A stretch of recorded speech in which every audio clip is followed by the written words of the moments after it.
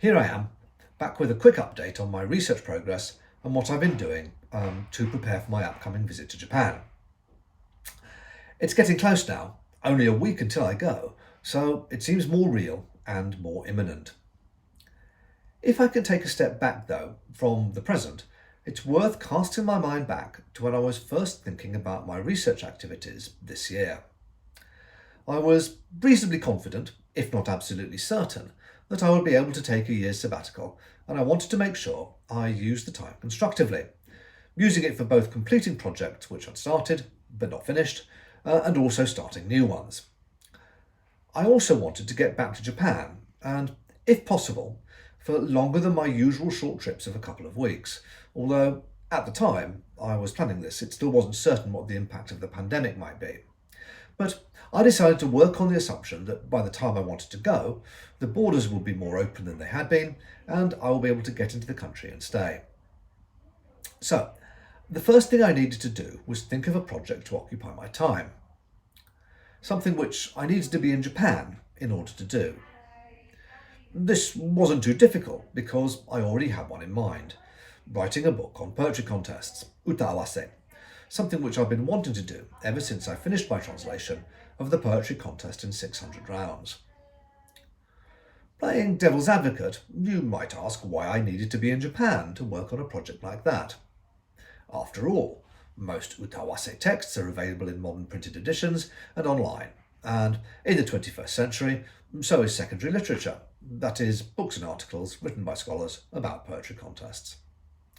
Indeed, I'd already got some of this when I was working on the poetry contest in 600 rounds, so couldn't I just have stayed at home and worked on the book there? Well, my answer to that is twofold. First, one of the first things you learn as a scholar is that you're never going to be able to read everything on a topic, unless it's really quite highly specialised. So what you need to be is discriminating, picking the books and articles which you think will be most useful for getting the information you need to answer the questions you're asking or completing your project. That involves with coming up with an initial list of things to look at and then refining it down. It's possible to come up with that initial list at a distance and do some of the work of discarding works which don't seem like they'll be useful, but often there's no alternative but to skim an article or book and use that to decide whether to read it in more detail. If the works you want to check aren't available online, then the only choice is to go to a library where they're available and look at them there, before deciding whether to photocopy them in whole or in part, or just reading them where they are. This is where being on the ground in Japan is essential, at least for my field of research. It's easy enough to find out the titles of books and articles, but the contents simply aren't accessible for many of them, leaving you with the often unpalatable choice of ordering photocopies on spec and having to pay for the expense of photocopying and postage from Japan, only to find out that what you obtained isn't as useful as you imagined from its title.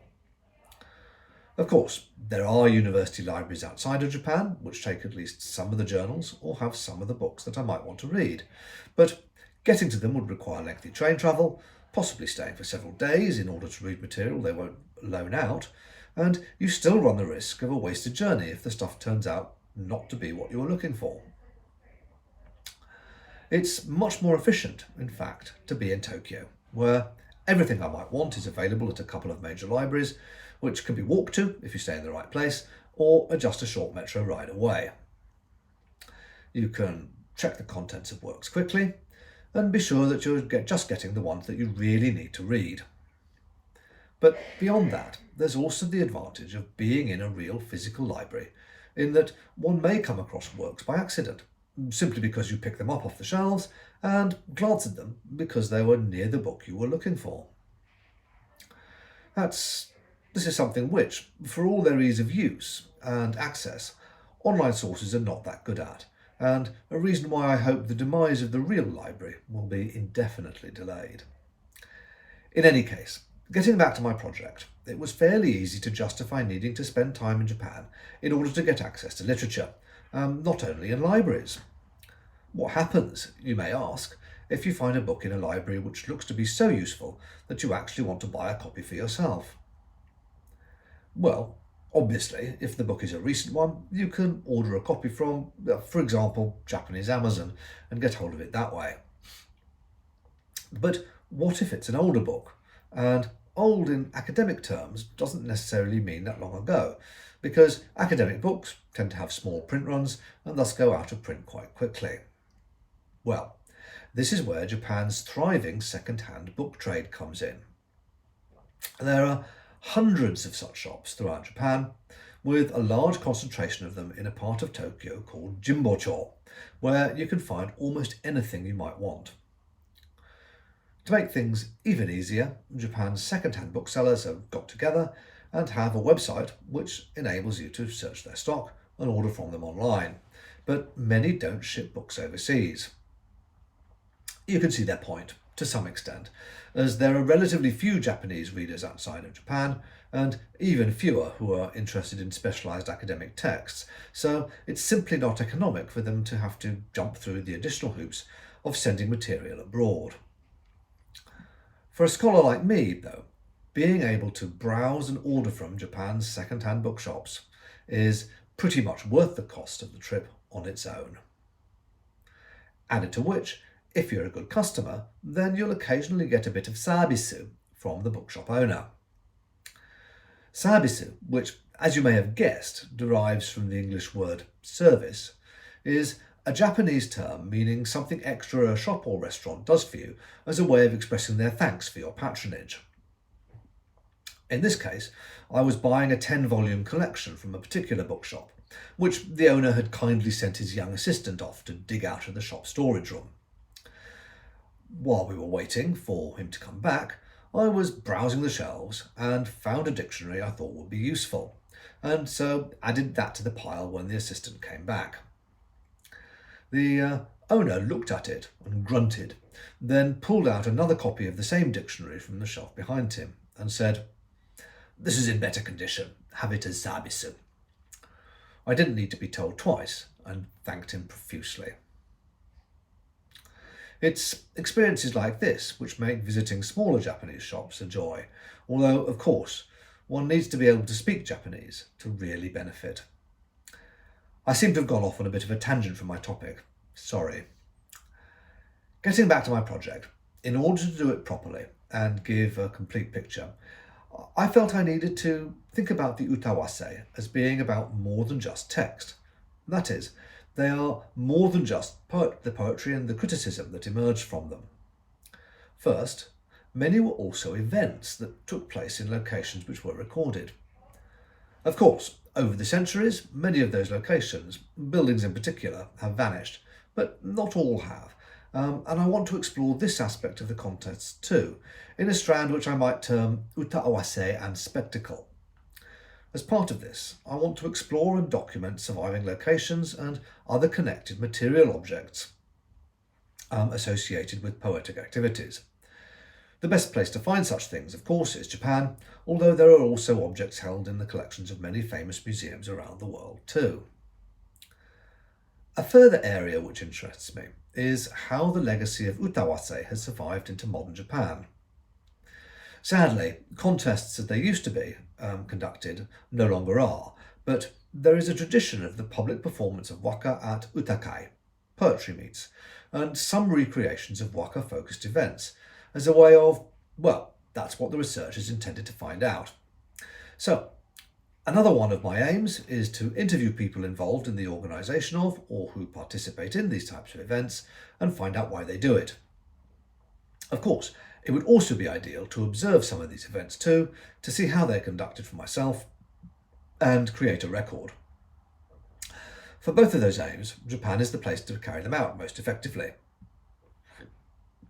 Of course, in this day and age, it's possible to conduct interviews by email or remotely, but even for that, there's something to be said about being in the same time zone as the people you want to talk to. So, all of these are my reasons for wanting to spend time in Japan, and what I want to do there. I had my project, and the rationale for spending time in Japan to get it off the ground. I say off the ground because until I get started, I won't clearly know how long everything will take. Well, that's not quite true. I know from prior experience that everything is likely to take longer than I imagine at first, but that's about all I can say for now. I always envy those of my colleagues who can plan out a project and bring it to fruition precisely on time and on schedule. I find that much easier to do with administration related tasks, perhaps because they tend to be more, I was going to say concrete, but perhaps I mean discrete. Anyway, in any case, getting back to planning my trip, the next thing I had to think about was how to be able to afford it. Spending time abroad and away from home is not cheap, and British university budgets are not such that they can afford to pay for scholars to do it themselves. So, in order to be able to do what I wanted, I knew I would need to apply for and get external funding. I could talk at length about funding in British academia, but that will be getting even further off topic. Suffice it to say that I applied for the Japanese Studies Fellowship Scheme run by the Japan Foundation, which pays for successful applicants to travel to Japan, spend time there based at a university, and do research. I was fortunate that my application for this scheme was successful, and so the funding for my trip was in place. The scheme funds both short and longer term visits to Japan, and the amount I'm going for, 4 months, is at the shorter end of the longer term fellowships. As part of the fellowship application process, I had to get the agreement of a scholar at a Japanese university, and hence that university too, to act as my host. So it helps to have prior knowledge of where you want to go and who you want to work with. I chose Waseda University, which is a major private university in Tokyo, because I was familiar with it and its library resources from previous visits, and thus I had contacts there. So, with the project, the funding, and the sabbatical in place, I was good to go, and that meant I could do more practical planning for the trip. That ranged from relatively simple things like booking my flight and arranging my accommodation. Waseda provided a dormitory for visiting research, and I was able to get a room there, to more bureaucratic matters, like having a medical examination and getting a form completed by my doctor to say that I was fit to do research, obtaining a visa from the Japanese embassy, and so forth. Those sorts of things all take time. To get a visa, one needs to visit the embassy in person with your documents and passport, and then go back 5 days later to collect your passport and visa. But that will be true for any longer-term visit to a foreign country.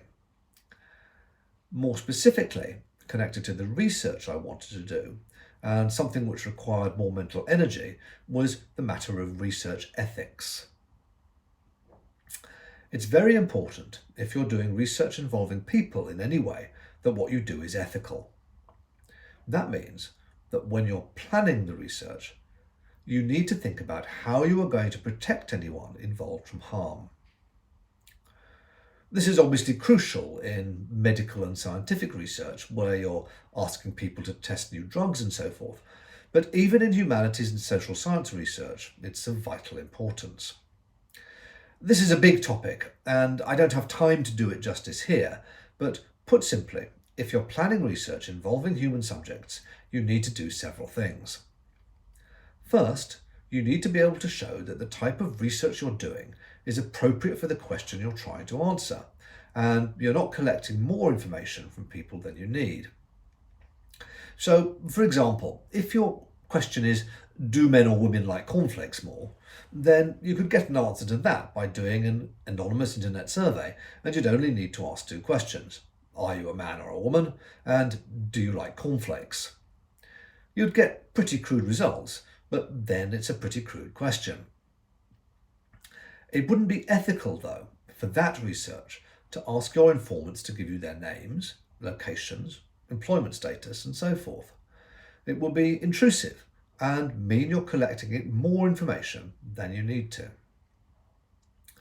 Of course, if you had a more sophisticated question or set of questions, such as, what is the opinion of cornflakes of people according to gender identity, age and educational background, then you'd need to get more information from people.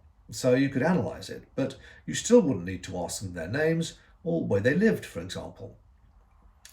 So, one of the most important elements of research ethics is is to make sure that any intrusion you make into people's privacy is proportional and justified by the research.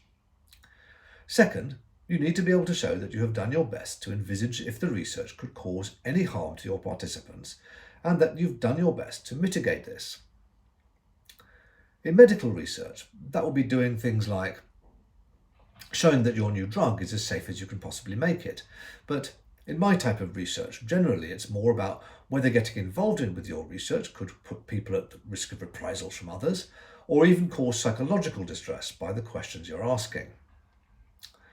That's why there's much more stringent checking of any potential research that might touch on upsetting subjects or involve participants who might be particularly vulnerable, children, for example. This doesn't mean that research of this type won't get approved or done, because the answers it can supply can still be extremely valuable, but that it will be checked much more carefully, and it's even more vital that you show the third important element of research ethics, which is informed consent. That is, that you show you're providing all the necessary information to potential informants so that they can agree or refuse to participate in your research in possession of the full facts about it, and with full understanding of what taking part will involve, at what points they can stop participating, and how to complain if they feel things aren't going to plan or that they haven't been treated fairly. Depending on the type of research, you may have to ask informants to sign a consent form indicating they agree and understand what taking part means. Sometimes simply getting their verbal agreement is enough. Finally, you also have to show that you have a plan for protecting the data you may gather, keeping any sensitive personal information confidential, and what you're going to do with it when the research is over. Usually, research data containing personal information is destroyed a set period after the research is completed. After all, if the data no longer exists, there's no chance of it leaking out. At a minimum, while the research is going on, you need to show that you'll be storing data securely and that only the necessary people will have access to it. That could be members of a research team in a group project or just the one researcher for solo research. There's quite a bit more to research ethics than I've got time to go through here, but those are the bare outlines. As an aside, one of the most irritating things to me as an academic is watching fictional scholars on television or in the movies engaging in research practices which simply wouldn't get ethical approval. I know, they're fiction, but the fact that things like this are used as a plot device shows how little the writers of such things really know about how research works. Perhaps the most egregious example of this I've seen is in an episode of popular crime drama Midsummer Murders, where a PhD student turns out to have lied to his research subject about what his research is about, and also has not anonymised people he has been interviewed in writing up his results. Trust me, a project like that would never get ethical approval due to the potential for psychological harm it might cause and the lack of informed consent. Enough of a rant. In order to be given the go-ahead, at least at my institution, researchers have to complete a detailed form providing information on all of the points I've mentioned above, and also include copies of the information they will be providing to potential participants. This is then reviewed by a panel of other academics who can approve the project, ask for changes, more information, or even in extreme cases say that the research cannot go ahead as planned. It's very important to get ethical approval because if you don't, none of the information you gather can be used in your analysis. Now, fortunately for my project, none of the questions I'm likely to be asking will touch on sensitive subjects. No one will put themselves in danger by answering questions on pre-modern Japanese poetry, nor am I likely to be in danger by visiting shrines or temples and talking to people there. So my project is likely to be assessed as low risk, and I hope in my ethics application that I will have addressed any concerns my colleagues might have about the methods I'm using, types of questions I'll be asking, and what I'll be doing with the data if I get it. I'm at the stage now, though, where I've made my ethics application and am now waiting for the review to complete. But until I get that all-important approval, that part of my project can't proceed. All I can do, and have done, is make initial approaches to a couple of places where I would like to do my research to see if they'd be willing for me to do it. I've already had to modify my plans a bit as a result of this, because it turns out one of the events I had wanted to observe has been cancelled this year as a coronavirus prevention measure, which is a shame, but making changes to planned research is an inevitable part of doing real-world activities. I think that's an update of where I am with my research at the moment. Unfortunately, I had to cancel my presentation in Oxford, which I mentioned in the last video, so that didn't go ahead. And I've been distracted by all the arrangements for getting ready to go to Japan, which has derailed working on the article I'm finishing up. I hope to get back to it once I'm settled in Tokyo. As you can hopefully see from the background here, I'm recording this in my office at the university. And another thing I need to do before departure is make sure it's tidy, as we're having a switch around while I'm away and I'll be in a different office when I get back.